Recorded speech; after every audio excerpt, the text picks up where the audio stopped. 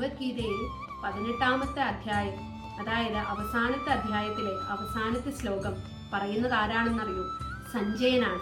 സഞ്ജയൻ ധൃതരാഷ്ട്രോട് പറയുന്ന ശ്ലോകമാണ്: യത്ര യോഗേശ്വര കൃഷ്ണോ യത്ര പാർത്ഥോ ധനുർധരഃ തത്ര ശ്രീ വിജയോ ഭൂതിർ ധ്രുവാനീതിർമതിർമമ. ശ്ലോകത്തിന്റെ അർത്ഥം ഇതാണ്: യോഗേശ്വരനായ കൃഷ്ണൻ എവിടെയുണ്ടോ, ധനുർധാരിയായ പാർത്ഥൻ എവിടെയുണ്ടോ, അവിടെ വിജയം, സമ്പൽ സമൃദ്ധി, സന്തോഷം, സമാധാനം എല്ലാം ഉണ്ടാവുമെന്ന് എനിക്ക് ഉറപ്പാണ് എന്ന് സഞ്ജയൻ ധൃതരാഷ്ട്രോട് പറയുകയാണ്. അതുകൊണ്ട് എല്ലാവരും ഭഗവാനെ ഉറച്ചു വിശ്വസിച്ചോളാം. നിങ്ങൾക്ക് എന്ത് പ്രശ്നം തന്നെ ഉണ്ടെങ്കിലും, നിങ്ങളുടെ അപ്പുറത്ത് നിൽക്കുന്നത് എത്ര വലിയ സൈന്യമാണെങ്കിലും ഒന്നും പേടിക്കേണ്ട. ഭഗവാൻ കൂടെയുള്ളിടത്തോളം നിങ്ങൾക്ക് ഒരു ആപത്തും വരികയില്ല. സന്തോഷമായിട്ടിരിക്കാം. Hare Krishna. God bless U.